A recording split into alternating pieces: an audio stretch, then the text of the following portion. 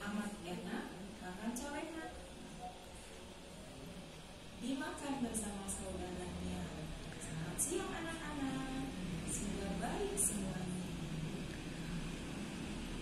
Hari ini, siang ya, sekarang sudah siang. Siang ini kita akan melanjutkan materi kita yang lalu tentang pantun. Ciri pantun sudah kita pelajari, kemudian pengertian pantun juga sudah kita pelajari. Materi kita hari ini tentang mengidentifikasi ciri-ciri pantun yang disajikan dan cara kita membuat pantun supaya tepat ya. Kemudian nanti anak-anak bisa membacakan pantun yang kalian buat juga. Selama PJJ kalian masih tetap mengikuti protokol kesehatan kan? Kalau bersepeda di luar rumah juga tetap pakai masker. Begitu kita keluar rumah gunakan masker. Kemudian masuk ke rumah langsung cuci tangan ya, ganti bajunya semuanya, tetap jaga jarak, dan yang lebih penting kalian selalu bahagia, tetap semangat, tetap sehat, selalu bahagia ya. Itu yang terpenting supaya kita terbebas dari penyakit. Nah, kita lihat materi kita hari ini tentang mengidentifikasi ciri-ciri pantun. Ciri-ciri pantun, satu bait terdiri dari 4 baris, kemudian bersajak AB-AB. Setiap baris terdiri dari 8 sampai 12 suku kata. Ya, baris ke-1 dan ke-2 merupakan sampiran, baris ke-3 dan ke-4 merupakan isi. Silahkan baca kembali pantun ini anak-anak. Hari Minggu pergi ke dokter gigi. Pergi ke dokter gigi bersama Olga. Bangunlah pagi setiap hari, jangan lupa berolahraga. Kalau anak-anak lihat ada tampilan dengan warna merah ya di akhir baris pantun. Yang menjadi ciri-cirinya sekarang kita amati.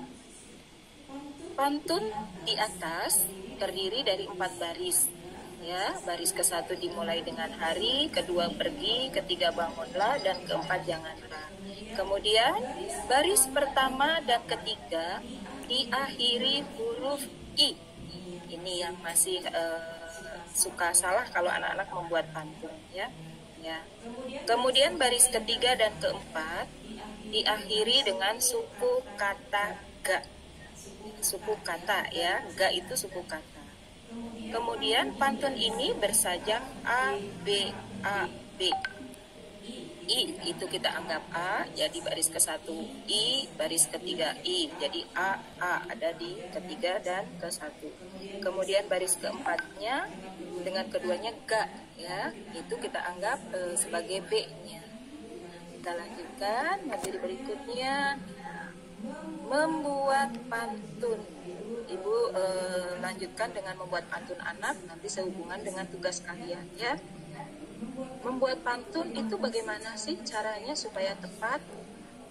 Yang harus kita perhatikan satu, tema pantun yang akan dibuat.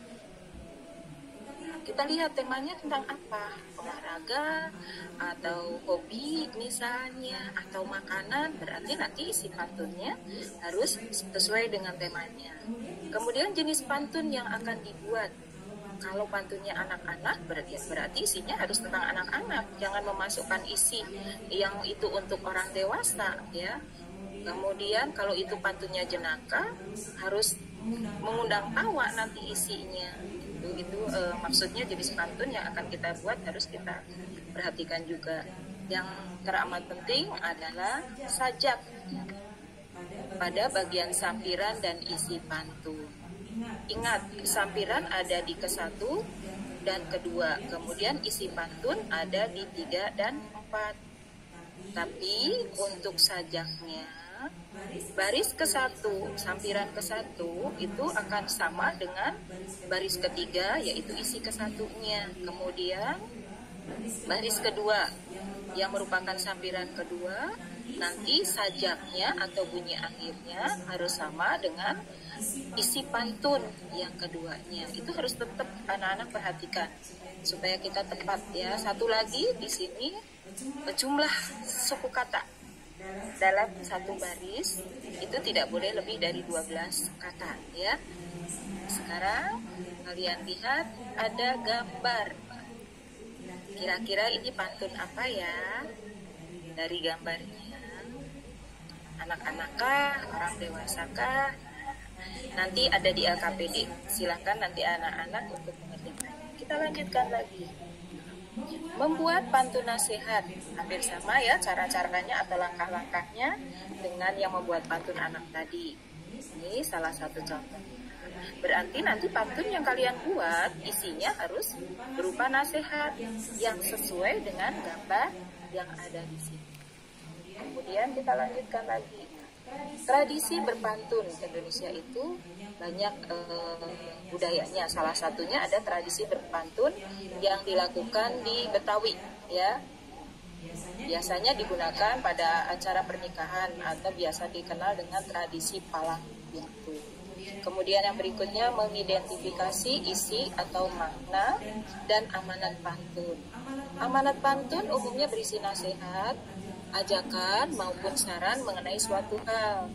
Kemudian untuk menemukan amanat pantun, kita itu harus membaca isinya dan isi pantun ada di baris ketiga dan keempat. Jadi harus dibaca dengan betul supaya kita tahu amanatnya. Ini ada contoh pantun.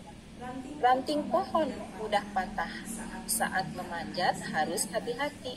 Orang tua tak boleh dibantah, itulah tanda anak berbakti. Berdasarkan isi pantunnya, ini pantun termasuk pantun nasihat. Amanatnya apa dari pantun nasihat tersebut? Amanatnya adalah seorang anak itu harus berbakti kepada orang tuanya, tidak boleh membantah selagi yang disampaikan oleh orang tuanya adalah untuk kebaikan ya. Ini langkah-langkah untuk menemukan amanat pantun. Membaca isi pantun, memahami isi pantun, maaf ya itu sisi tapi isi ya. Kemudian menentukan pesan sesuai isi pantun dengan bahasa yang mudah dipahami. Sudah, terima kasih anak-anak. Sekarang setelah kalian menyimak, ada yang mau bertanya? Ibadah, Imara, ada yang mau ditanyakan?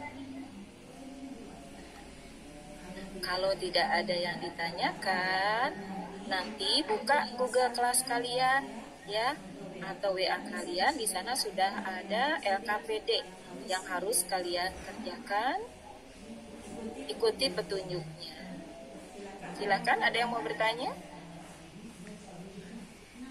Kalau tidak ada yang bertanya, sudah siap mengerjakan? Siap?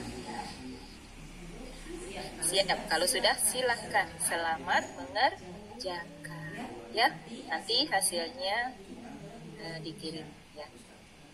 Selamat bekerja. Ibu,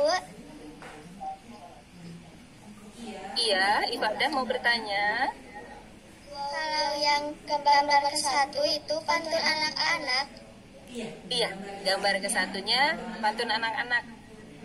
Kan tadi sedang ada gambar anak-anak di bawah pohon ya? Sudah terlihat?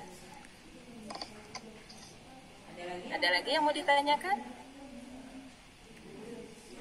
Reski? Sudah ada. Sudah jelas. Alhamdulillah kalau sudah jelas. Selamat bekerja.